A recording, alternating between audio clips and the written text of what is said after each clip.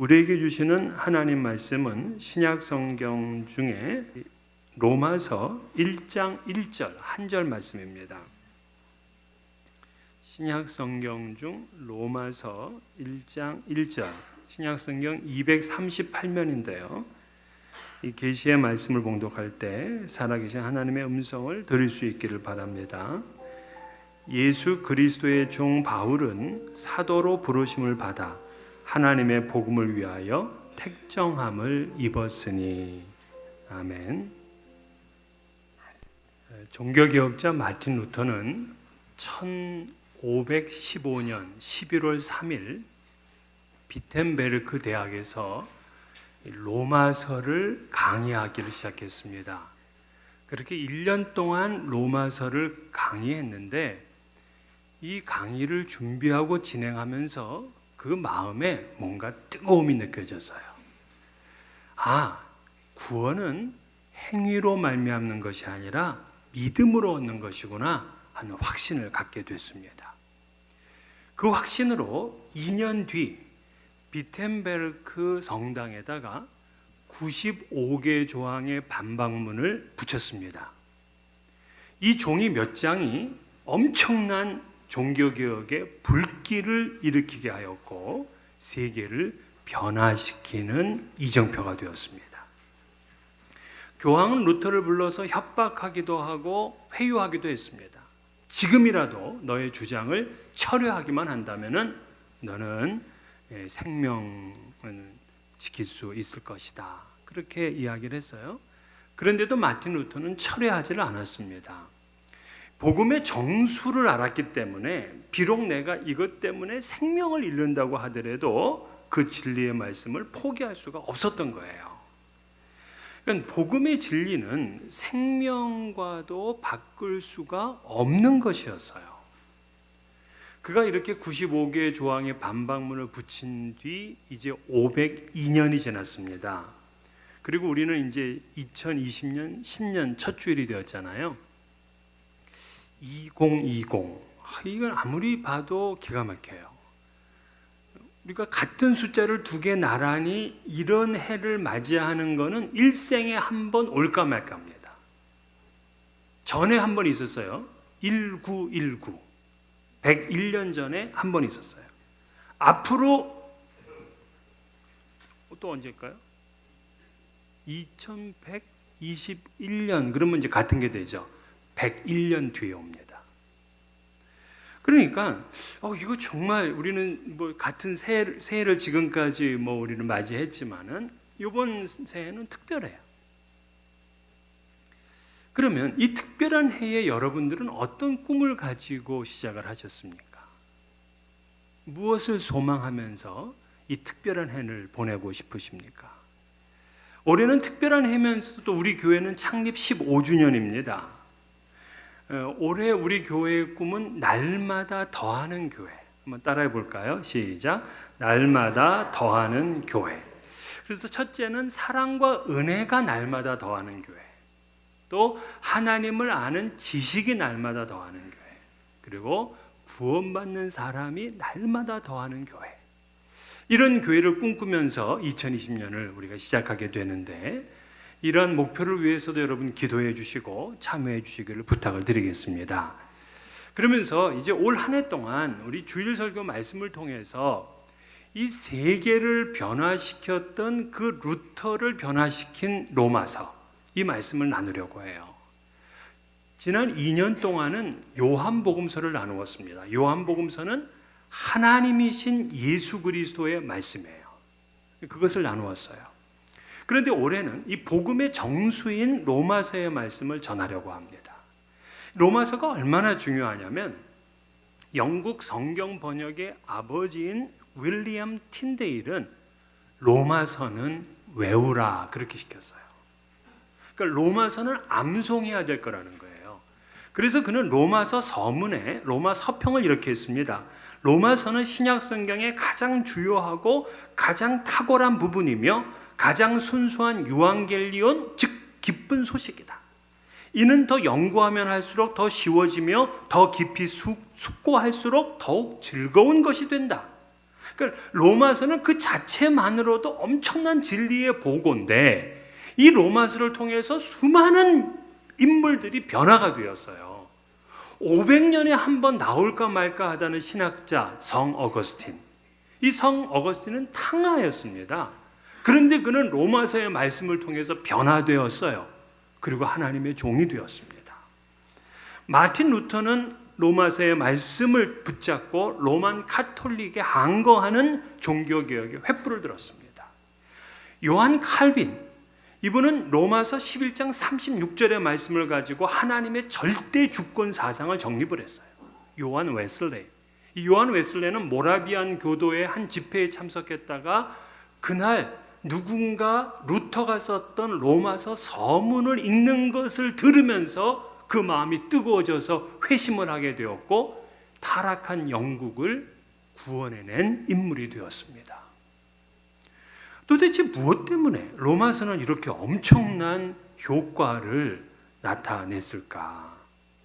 로마서 안에는 무슨 파워가 있을까? 바로 복음입니다. 이 복음을 열어보게 되면 내가 어떤 존재인가라는 것부터 시작을 해서 구원에 이르는 방법, 또 인생을 살면서 누구를 믿으며 어떻게 살아가야 되는지를 우리 신앙의 핵심을 가장 잘 말해주고 있어요. 사실 오늘날 많은 사람들이 무엇이 옳은지, 무엇이 그른지, 뭐를 받아들여야 되고 뭐를 거부해야 되는지 이거 잘 몰라요. 그러나 이 로마서는 가짜가 판치는 이 세상에서 참된 진리가 무엇인지를 가르쳐 줍니다. 생명력을 잃어가는 사람에게 새 호흡법을 가르쳐 줘요. 길을 잃고 방황하는 탕자에게 새 길을 안내해 줍니다. 우울하고 두려워하는 사람에게 담력과 용기를 줍니다. 그래서 이 로마서는요, 사람을 송두리째 변화시키는 능력을 가지고 있는 책이에요. 그러므로 2020년 이 새해, 특별하게 우리에게 주신 이 새해는 로마서의 복음과 삶으로 무장하리라 하는 그런 마음의 결심만 여러분들이 하신다면 여러분들은 반드시 새 삶을 살게 되고 신앙에 큰 유익을 얻게 됩니다. 여러분, 로마서가 전부 몇 장까지 있어요? 16장. 로마서는 16장까지 있어요.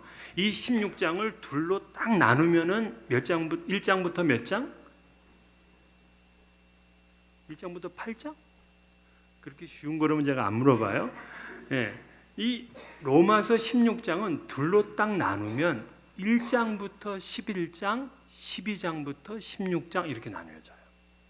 그래서 1장부터 11장 여기까지는 이론, 신학, 말씀 요거에 대한 내용이면 후반부인 12장부터 16장까지는 행위, 실천, 삶 이런 거에 대한 내용이에요. 그러니까 우리가 복음의 정수인 로마서를 보게 되면 신학과 실천, 말씀과 삶, 이론과 행위 이게 딱 조화돼서 나와 있는 거예요. 기독교 신앙은 요것이 단절이 되고 요것이 분리되어지면은 그때부터는 위선적이 됩니다. 그래서 이것은 조화로운 신앙의 말씀이기 때문에 우리는 이 로마서의 전체를 받아들여야 돼요. 로마서의 신앙을 우리가 가질 수만 있다면은 그분은 인생의 바른 길을 갈 수가 있어요. 흔들리지 않는 신앙의 삶을 살 수가 있습니다. 이제까지 한인 이민자들이 무엇을 위해서 살았나요? 한번 잘 살아보자. 그것을 아메리칸 드림이라고 생각을 했어요. 그래서 아침부터 밤늦게까지 수고하고 애를 썼습니다. 근데 좀 잘 살게 되니까 바르게 살아보자 하면서 또 바르게 살기 위한 운동들이 일어났잖아요. 근데 우리는 한 단계 더 나아가서 진리대로 살아보자. 거기까지 나가야 돼요. 로마서는 바울이 로마 교회에 보낸 편지입니다. 왜 로마 교회에 편지를 보냈냐면 바울에게는 꿈이 있었어요. 어떤 꿈이냐? 복음을 온 세상 땅끝까지 전하리라 하는 그 꿈입니다. 그런데 이 꿈을 이루기 위해서는 당시에 세계의 수도라고 할 수 있는 로마에 가서 복음을 전함으로 이 로마가 복음으로 무장되고 로마를 통해서 전 세계로까지 그 복음이 흩어지기를 계획했어요. 그래서 로마에 가서 복음을 전하려고 하는데 소문을 들어보니까 로마에 이미 교회가 있다는 거예요. 아니, 자기는 이방인의 사도로 처음으로 부름받아서 이제 유럽에 복음을 전하기 위해서 터키에서 그리고 그 옆에 그리스라는 나라로다가 복음을 시작했는데 거기보다 훨씬 서쪽인 이태리 로마까지 이미 복음이 전해져서 교회가 세워져 있다는 거예요. 아니, 누가 거기다가 교회를 세웠냐고. 학자들은 두 가지 가설을 생각을 해요. 첫째는 사도행전 2장에 보면은 오순절날 제자들이 성령을 받고서 난 곳 방언으로 외국어로다가 복음을 각자 다 전했어요. 근데 그때 오순절날 이 절기를 지키기 위해서 왔던 이 세계 그 디아스포라 흩어져 있던 유대인들이 복음을 듣게 되고 그들이 각 나라로 이제 흩어지게 되었잖아요. 자기 이제 사는 집으로 돌아갔단 말이에요. 근데 그 중에 일부가 로마로 가서 로마의 교회를 세웠다, 이렇게 보는 학설이 있어요. 일리가 있어요. 두 번째는 스데반이 돌에 맞아서 순교하는 일이 있잖아요. 그때 성경을 보게 되면 이 일로 인해서 교회가 박해를 받고 성도들이 다 흩어졌다, 이런 내용이 있어요. 사울 때문이에요. 나중에 바울이 된 이 사울이 그냥 눈에 도끼를 품고서 이 교회를 무너뜨리려고 했거든요. 그래서 스데반을 돌로 쳐 죽이는 일을 감독합니다. 그러다 보니까는 사람들이 흩어져서 어디까지 갔느냐? 세계의 수도인 로마로까지 갔다는 거예요. 거기서 교회를 세웠다는 거예요. 이게 진짜라면 정말 역사의 아이러니죠. 바울 때문에 로마로까지 도망을 갔는데 이제는 바울이 보낸 복음서를 받고 있어. 정말 신기한 일입니다. 어쨌든 좀 놀라운 일이에요. 이 사도 바울의 복음 전도 이전에 로마의 교회가 세워져 있었어요. 그렇기 때문에 이 바울은 로마 교회가 이미 세워져 있으니까 로마에 자기 자신을 소개하고 싶었던 거예요. 그래서 자기 자신을 소개함으로 그곳을 방문하게 되면 그때부터 본격적으로 이 로마 교회와 함께 세상을 복음으로 뒤덮을 수 있다, 이렇게 믿었어요. 그래서 로마서는 자기를 소개하기 위해서 본격적으로 자기가 가지고 있는 복음을 알린 겁니다. 자, 사도 바울이요, 신약 성경 몇 권을 썼어요? 왜 그래? 몇 권? 네, 13권. 네, 그래도 한 분이 계시네. 자, 13권의 성경을 썼어요. 근데 13권의 성경이 거의 다 상황 언어야. 상황 언어가 뭐냐면 그 교회의 상황에 맞게 편지를 쓴 거예요. 그러니까 예를 들어서 갈라디아서, 갈라디아 지역에 있는 교회에 보낸 편지잖아요. 근데 그 갈라디아서를 쓸 때는 이 교회가 무슨 문제가 있었냐면 슬그머니 들어와서 거짓 복음을 전하는 교사들이 있었어요. 그들로부터 이 교회를 보호하기 위해서 사도 바울은 굉장히 논쟁적인 형식의 편지를 보내요. 그게 갈라디아서예요. 또 고린도 전후서는 고린도 교회 안에 엄청난 문제들이 많았습니다. 그 문제들에 대해서 여러 가지 해법을 준 편지가 고린도 전후서라. 디모데 전후서, 이건 디모데가 목회를 하는 그 에베소 교회의 상황에 맞는 편지예요. 이처럼 사도 바울이 쓴 편지들은 그렇게 그 교회의 상황에 맞는 언어인데 로마서는 자기가 세운 교회가 아니에요. 그리고 자기를 소개하려는 책입니다. 그렇기 때문에 이 복음에 대해서 아주 완벽한 논리로 기록을 하면서 제대로 이 복음을 소개한 책이 되는 거죠. 어쨌든 바울이 이렇게 이제 로마서를 보낸 이유는 그 마음이 분명하게 목표가 복음 전파라는 것을 확신하고 있기 때문에 그래요. 그는 복음을 증거하기 위해서는 자기 목숨을 조금 더 귀한 것으로 여기지 아니했다 그랬어요. 그러니까 이분은 복음이 전부예요. 복음을 위해서 살고 복음을 위해서 죽는 거예요. 그게 목표예요. 여러분, 목표가 분명하면은요, 그 목표를 따라서 내용이 채워지게 돼요. 어떤 사람은 여행 가는 게 아무튼 인생의 최고 목표야. 그런 사람들이 있어요. 이런 분들은 자기가 직장을 다니고 해도 이거 다 여행 가기 위해서 돈 버는 거야. 그리고 이분은 뭐 인터넷을 뒤지고 정보를 알려고 해도 그저 이 세계의 곳곳에 여행 정보들을 주로 검색을 해. 그런데 관심이 많은 거예요. 주말이 되면 우리 근처 어디로 여행을 갈까? 그리고 여행 좋아하는 분들은요, 이미 이번 여름에 휴가 갈 때 다 정해져 있어요. 그냥 그게 목표야. 근데 그게 목표기 때문에 그 내용들이 채워지는 거예요. 여러분들이 지난 한 해 동안 1년에 여러분의 삶의 내용들을 전부 이렇게 모아보면은 여러분의 삶의 목표가 뭔지 나와. 그 내용이 그거로 채워져 있기 때문에. 근데 바울 사도는 그 삶의 목표, 가장 귀한 가치를 복음으로 두었기 때문에 그의 삶의 내용이 그렇게 채워질 수밖에 없는 거예요. 로마로 가고 싶어? 저도 로마로 가고 싶어. 로마 구경 못 해봤거든요. 그러나 바울 사도는 그 로마에 가려는 이유가 복음 때문인 거예요. 목표가 분명하니까. 사람들은 권력과 뭐 지식과 이런 거를 얻기 위해서라면 복음도 버립니다. 그러나 바울 사도는 복음을 위해서 권력이며 재력이며 지식이며 이 모든 것들을 배설물처럼 여겼다 그랬어요. 그만큼 가치가 있으니까. 이러한 바울 신앙의 표현이 로마서였던 거예요. 그러면서 이 로마서를 이제 시작하면서 오늘 1절을 우리가 나누었는데 이 1절에 자신이 누구인지를 소개를 해요. 그 누구인지를 보게 되면 그의 정체성이 무엇인지를 알 수가 있어요. 여러분, 나는 누구인가? 나의 정체성을 알리고 나를 소개하려면 두 가지가 필요하죠. 나는 누구인가? 나는 무엇을 하는가? 이걸 알려줘야 되죠. 나를 소개할 때. 그죠?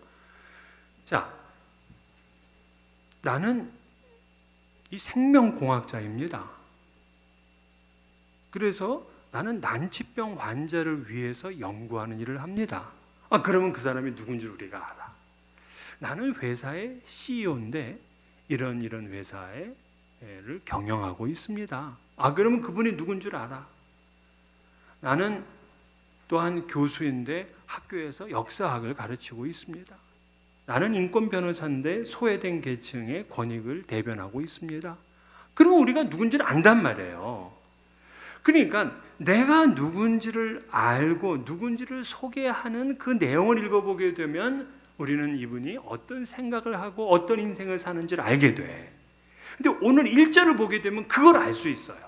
예수 그리스도의 종 바울은 사도로 부름을 받아 하나님의 복음을 위하여 택정함을 입었으니. 이 구절을 보게 되면 자기 정체성에 관한 두 가지 질문에 대한 답이 있어요. 나는 누구인가? 예수 그리스도의 종이고 사도다. 나는 무엇을 위해 사는가? 나는 복음을 위하여 택정함을 입은 사람이다. 얼마나 분명합니까? 이 사탄이 하는 짓은요, 우리의 목표를 흔드는 일을 해요. 목표를. 나는 하나님의 자녀고 하나님의 영광을 위해서 사는 사람이다. 이게 우리 신앙인의 정체성인데 그 신앙인의 정체성을 흔들어버려. 니까 짓게 무슨 하나님의 자녀냐? 니까 짓게 무슨 하나님의 영광을 위해서 하느냐? 너를 자신을 위해서 사는 게 진짜 인생의 가치지. 세상은 계속해서 우리의 이 정체성을 뒤흔듭니다. 예수님이 사역을 시작하기 위해서 광야에 가서 금식을 하셨는데 금식을 한 이분도 찾아가 가지고서 그의 정체성을 뒤흔들려고 하는 거예요. 그러나 예수는 목표가 분명했기 때문에 이러한 시험에 빠지질 않아요. 우리가 사는 세상은 끊임없이 우리의 정체성을 흔들어댑니다. 지난 한 해 동안도 그랬어요. 올해도 그럴 거예요. 진리의 길을 가지 못하게 합니다. 이러할 때 우리 흔들리지 말아야 돼요. 분명한 정체성을 가지고 분명한 내 삶의 목표를 가지고 살아야 사탄의 유혹을 이길 수가 있어요. 그러면 신앙인 바울의 정체성이 뭐냐? 첫 번째로 예수 그리스도의 종이야. 바울은요, 자기를 소개하면서 예수 그리스도의 종 바울 이렇게 소개했어요. 종은 당시 어떤 신분이었냐면 이 노예잖아요. 노예는 말하는 동물이에요. 말할 줄 아는 동물. 근데 바울의 가문이 얼마나 대단합니까? 그는 태어나면서부터 로마의 시민권을 가지고 있을 정도로 아주 명문가에서 태어났어요. 게다가 당시에 6천 명밖에 없었던 바리새인 중에 한 명이었기 때문에 이미 이 사람은 아주 그냥 신앙과 경건에서는 1등인 사람이에요. 그리고 그는 첫 번째 왕이었던 사울 왕가의 사람이에요. 그래서 나는 왕의 그 가문이다 하는 이 프라이드가 있어요. 헬라 철학의 본산인 다소에서 출생해서 자랐어요. 또한 유다로 와서는 최고의 랍비인 가말리엘에게서 배웠어요. 이 정도 되면 얼마나 대단합니까? 그런데 그는 이 로마서를 시작하는 첫 자기 선언 자체가 충격적이야. 나는 종이다야. 우리는 대학 교수일 수도 있고요, 뭐 의사 박사일 수도 있고요, 회사의 CEO일 수도 있고요, 뭐 고위 공직자일 수도 있고요, 뭐 평범한 이 주부나 또 평범한 뭐 직장인일 수 있어요. 그러나 우리는 모두 다 예수 그리스도의 종이라는 정체성을 잊어서는 안 됩니다. 다 우리는 종이에요. 종의 특징이 뭐냐면 종은 시킨 일을 합니다. 주인이 시킨 일을 해요. 시킨 일을 내가 잘했다? 그거 가지고 내가 보상을 받고 대우를 받느냐? 그거 아니에요. 오히려 시킨 일을 안 하면 그것들 때문에 꾸중을 받고 심지어 매질을 당합니다. 그러니까 종은 그저 주인을 기쁘시게 하고 주인이 시킨 일을 하는데 이 맡겨진 일을 감당할 때 이것을 내 일이라는 마음으로 해요. 바울이 그랬어요. 바울은 예수 그리스도의 종이니까 예수 그리스도께서 자기에게 맡겨주신 그 복음이 내 일이다 이렇게 믿은 거예요. 내 일이라고 생각하면 힘들질 않아요. 우리 뭐 주방에서 봉사하는데 하면은 뭐 어떤 때는 5주, 왜 우리는 5주에 저희 집은 4주인데 뭐 이러면서 그거 가지고 우리 막 따지잖아. 이거 그냥 나는 종이다, 그냥 내 일이다라고 하면은 뭐 5주면 어떠고 10주면 어때요? 그냥 이거 가지고 따지고. 3년 전 크리스마스 즈음에서 그 한국의 예능 프로 중에 이웃집 찰스라는 프로가 있어요. 여기에 이태리 신부 한 분이 나왔습니다. 그분 이름이 그 빈첸시오 보르도라는 분인데 이분이 한국에 간 지 29년이 됐더라고요. 근데 29년이 됐는데 4년 전에 한국인으로 이분이 완전히 귀화를 했어요. 이분은 27년 전에 안나의 집이라는 노숙자를 무료 급식해주는 그 공간을 열었습니다. 우리나라 최초로 실내 노숙자 이 식사를 대접해주는 그런 집이라 그래요. 안나의 집이. 하루에 600만 원 정도가 필요합니다. 매일 550명을 점심과 저녁을 먹입니다. 그래서 처음에는 먹일 게 없어가지고 아침에 가서 가락시장에 가가지고서 뭐 좀 얻어와가지고서 점심을 대접해주고, 그리고 학교 급식 남은 거 있으면 그걸 가져와가지고 저녁을 대접해주고 하는 그런 일을 시작을 하고 27년 동안 그 일을 했다 그래요. 그러면서 자기가 받은 게 너무 많기 때문에 남은 인생은 자기가 돌려줘야 된다 싶어가지고 그 젊은 나이에 그 한국 땅에 와가지고 그런 일을 하는 거예요. 그러면서 그는 10명 중에 9명이 행복하고 단 한 명이 행복하지 않다면 그거 진짜 행복한 거지 아니다. 그래서 잘 곳이 없고 갈 곳이 없는 사람들을 데려다가 함께 사는 그런 사람이에요. 근데 이분이 4년 전에 한국인으로 귀화하면서 한국말 이름을 가졌어요. 그 한국말 이름이 뭐냐? 김하종이야. 저랑 종씨가 됐어요. 그러면서 하종, 하나님의 종이라 하는 뜻으로 이름을 지었어요. 이분은 하나님의 종인 거야. 그래서 하나님의 맡기신 일이 내 일이야. 사도 바울도 그 종의 마음을 가진 거예요. 우린 자녀들에게 훌륭한 사람이 되라고 합니다. 훌륭한 사람이 뭔데? 변호사 되면 훌륭해요? 의사가 되면 훌륭한가요, 이제? 훌륭한 게 뭐냐고. 돈이나 명예나 권력이 높은 사람이 아니잖아요. 하나님께서 필요한 사람이 누구냐? 하나님의 종인 거예요. 하나님의 일을 책임 있게 감당할 그 종이 훌륭한 사람이에요. 두 번째는 이 바울의 정체성은 사도로 부름받았다 하는 거예요. 사도. 사도라는 뜻은 뭐냐면 보냄을 받았다 이런 뜻이에요. 예수께서 부활하셔서 아버지께서 나를 보내셨으니 나도 너희를 보내노라 하고 말씀하잖아요. 그게 사도예요. 종이라 그러면 되게 낮은 신분이지만 하나님의 사도라 그러면 이건 이제 신분이 달라져요. 이 대통령이 어떤 그 대사로다가 우리 이제 각 나라로 파송을 하지 않습니까? 대사, 사도가 되게 되면 대통령으로부터 보냄받은 자가 되면 이 사람은 한 나라의 대통령의 권위를 가지고 그 외국에 가서 봉사를 하는 거예요. 그 말 한마디가 그 나라를 대표합니다. 지금 바울은 바로 그러한 사도로서 존엄성과 특권을 분명하게 인식했어요. 하나님이 나를 이 세상에 보냈다 하는 당당함이 있습니다. 하나님이 보낸 대사는요, 숨어 있을 수가 없어요. 또 말을 안 하고 입을 다물고 그냥 살아갈 수가 없어요. 이 요나는 하나님이 니느웨로 보낸 사도였습니다. 근데 니느웨로 가지 않고 다시스로 가려고 하다가 풍랑을 만나가지고 물에 빠져가지고 물고기 뱃속에서 3일 주야를 보냅니다. 그런 다음에 결국에 이 물고기가 토해냈는데 그곳이 니느웨였어요. 그 니느웨에서 그는 잠잠히 있을 수가 없어요. 성에 들어가서 회개하라, 하나님의 심판이 가까웠다 하고 전하기 시작하니까 그 니느웨 사람들이 모두 다 회개하고 심판을 면했어요. 그 이후로 100년간 이 니느웨가 심판을 당하지 않습니다. 그러니까 신앙인은 하나님의 나를 이 세상에 보냈다 하는 확신을 가지고 살아야 돼요. 여러분, 우리 창조론, 진화론 이런 얘기 많이 하죠. 제가 성경 공부를 하면서 창조론을 믿습니까? 진화론을 믿습니까? 그럼 우리 교인들은 100% 창조론이래. 100%. 그럼 창조론하고 진화론이 뭐냐고요? 창조론이라는 것은 우리가 목적을 가지고 창조가 되었다, 하나님의 의도를 가지고 창조가 되었다, 그 뜻이에요. 진화론은 뭐냐?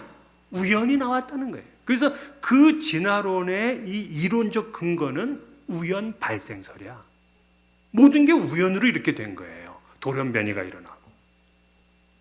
그러나 내가 창조론을 믿고 있다면 나는 이 땅에 태어난 것이 우연히 태어나고 인생을 우연히 살아가는 것이 아니에요. 분명한 하나님의 목적이 있이 살아가는 거예요. Purpose driven life예요. 부모가 계획이 없이 나를 낳았다고 하더라도 하나님은 태중에 나를 선택했어요. 그렇기 때문에 우리는 이 세상에 보내진 사도다 하는 인식을 가지고 있어야 됩니다. 마지막으로 사도 바울이 가지고 있던 정체성은 복음을 위하여 택정함을 입었다 해요.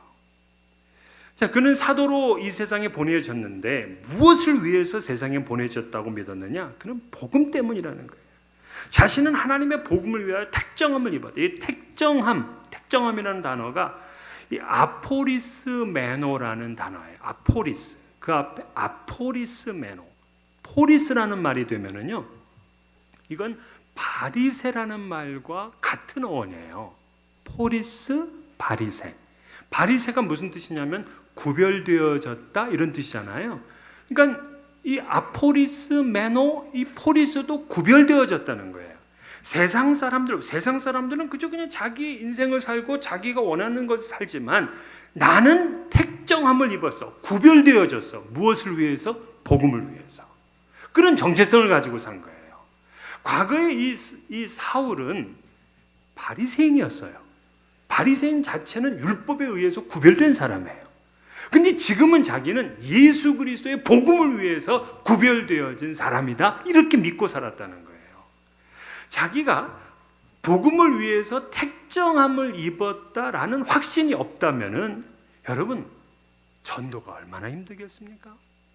바울은 매일 가는 곳마다 그렇게 매를 맞고요. 또 돌질을 당하고요. 위협을 당하고 먹지를 못하고 감옥에 갇히고 이런 일을 수없이 해도 그는 복음 전파를 포기하지 않았어. 왜? 나는 복음을 위해서 택해진 사람이야. 나는 복음을 위해서 구별된 사람이야.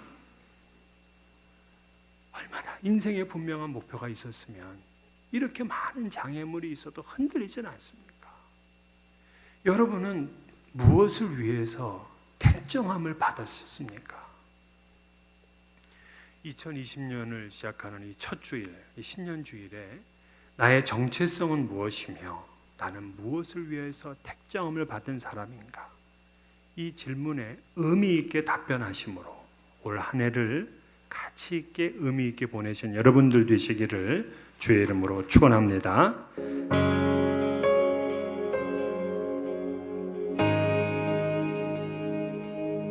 나의 눈